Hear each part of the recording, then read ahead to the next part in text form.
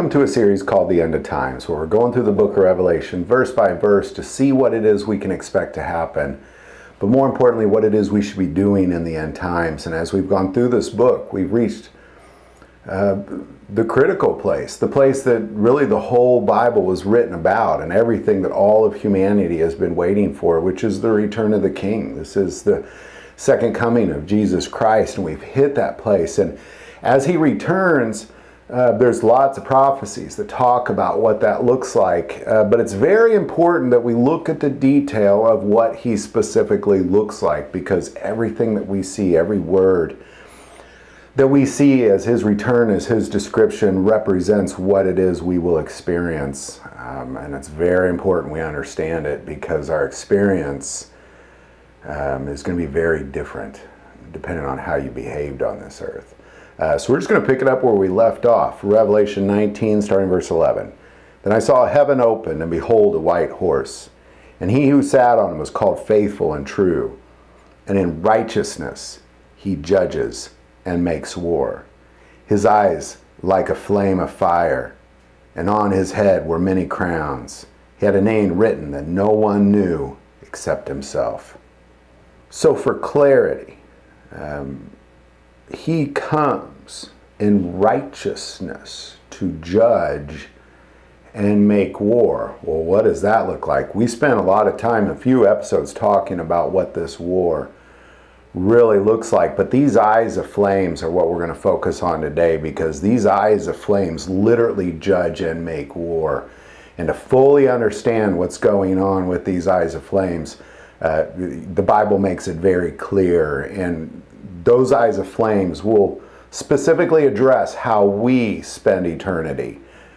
So we're just going to kind of dig through the Word. I recommend you definitely take some notes and dig through your Word with us, because it's very critical we understand what's taking place. Well, first let's start by saying, who is this? Like, how do we know this is the same Jesus that we've been talking about? Well, let's go all the way back to Revelation 1 verse 12. Then I turned to see the voice that spoke with me, and having turned, I saw 7 golden lampstands, and in the midst of the 7 lampstands, one like the Son of Man, clothed with a garment down to his feet, and girded about the chest with a golden band.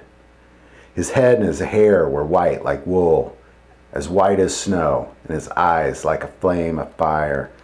Now both there and in Revelation 19, when it talks about a flame of fire, the words that he's using is phlox pyros, which is a blaze of fire, a blaze of flame. And it's the same description we use. We also saw that in Revelation 2, starting verse 18. And to the angel of the church in Thyatira write, these things says the Son of God, who has eyes like a flame of fire and his feet like fine brass. I know your works. This has something to do with your works. It's a refinement. It's a purification process is what he's looking at. And we know that to be so, because if we go to Psalm 97, it gets in a lot of detail on what we're looking at here. Verse 1, the Lord reigns, let the earth rejoice. Let the multitude of isles be glad. Clouds and darkness surround him. Righteousness and justice are the foundation of his throne. A fire goes before him and burns up his enemies round about. His lightnings light the world. The earth sees and trembles. The mountains melt like wax at the presence of the Lord. At the presence of the Lord of the whole earth, the heavens declare his righteousness, and all the people see his glory. So it's dark, and the heavens open up, and then we see Jesus return, but his eyes are like flames, and it goes before him, not just to destroy our enemies. It's not just to destroy our enemies. Although that is a critical piece, and Isaiah talked about this. Amos talked about this. We'll go to Isaiah first. Isaiah 47:14. Behold, they shall be as stubble. The fire shall burn them. They shall not deliver themselves from the power of the flame. It shall not be a coal to be warmed by, nor a fire to sit before. Thus shall they be to you with whom you have labored, your merchants from your youth. They shall wander each one to his quarter. No one shall save you. This is literally him judging and making war. He is judging and making war, literally. And it is the flame that goes before him through his eyes that is doing all these things. It is conquering nations. It is destroying humanity. It is causing those who go up against him to, it's a judgment. It's a righteous judgment. And it's very important you don't see it as just he judges and make war. He, in righteousness, he judges and he makes war. And this flame that will go before him will turn them all into stubble. Amos 5:6 tells us, "Seek the Lord and live, lest he break out like fire in the house of Joseph and devour it, with no one to quench it in Bethel."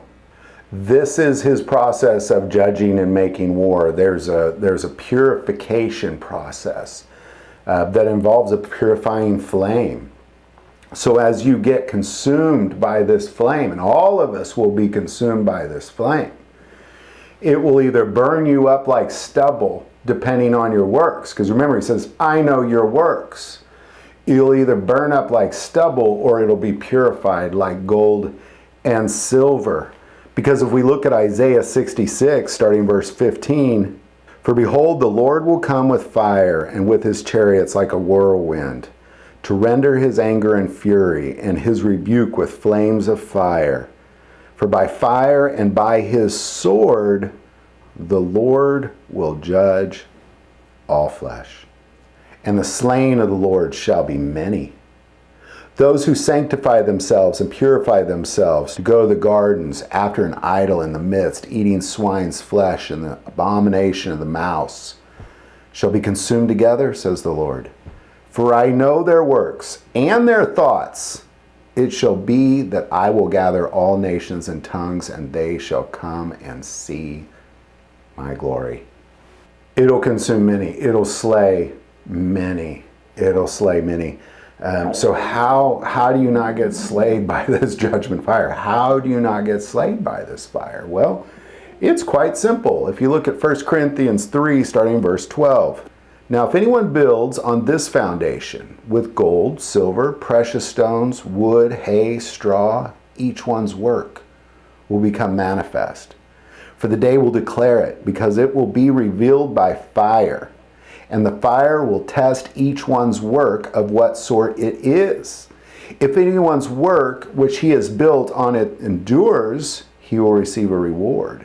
If anyone's work is burned, he will suffer loss, but he himself will be saved, yet so as through fire. Do you not know that you are the temple of God, and that the Spirit of God dwells in you?" It's a purification fire. It's saying, I know your works, I know your thoughts. All those times you snuck off and you did these abominations, or you did these sinful things thinking, well, nobody knows, nobody sees. All that will burn up. All of it will burn up. And to some degree, this fire, it will slay many. It'll slay many. It is the judgment fire. If your works have been selfish works your whole life, it burns up like sticks and stubble and straw. But if your works were about your Father's business, it is purified into gold and silver. And everybody will suffer loss. Everybody will suffer loss. Because we all fall short. But it also says that we will be saved. It's just, what do you bring into heaven with you? Many will be slayed. There won't be anything left. It'll just all burn up into ash. All of it burns up into ash. But you know, the thing about this is the piece that to really see it. To really see it, because when you look at the flux pyros, the blazing flame, that pyros word, the pyros was a word they used for heat of the sun.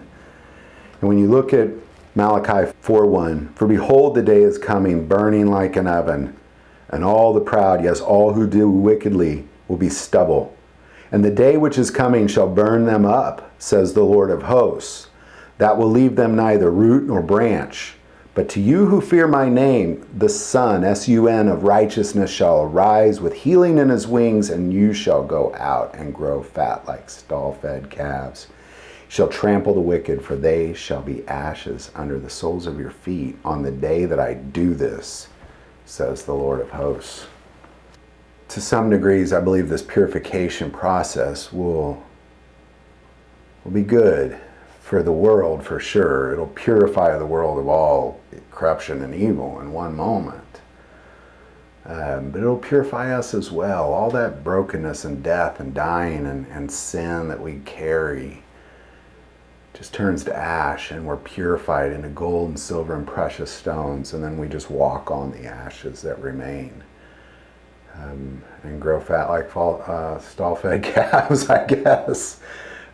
It's a horrifying thing, but it's also a beautiful thing depending on what it is you're doing with your works. The body is the temple and the Spirit dwells within, is what we just read. And if the Spirit dwells within, you're going to be about your Father's business. You're going to be of the saints. So if we go back and we read what we just read in Revelation 19:11, and I saw heaven open, and behold a white horse, and he who sat on was called Faithful and True, and in righteousness he judges and makes war. His eyes were like a flame of fire, and on his heads were many crowns. It's very important. Every aspect of what we see Jesus looking like is important. The flames of fire is really probably one of the most important things to us personally and how we spend eternity. Outside of being written in the Lamb's Book of Life, it's the most important. Because if the Spirit dwells within, if your name is written in the Lamb Book of Life and the Spirit dwells within, then you're going to be about your Father's business. So if you're written in that book, there should be something left over. If there's nothing left over, there's nothing for you to carry into heaven. And that's why in Matthew 25, Jesus says, I don't know you. Hope this video helps. Any insight on that, definitely put it in the comments below. If you like this video, click like and subscribe. If you feel called to support this channel with Patreon, that link is also below. But the most important part of this channel is we take prayer requests, so please don't ever hesitate to send that in. Thank you for watching this episode of God, Family, and Guns. And as always, love God, love your family, and love guns.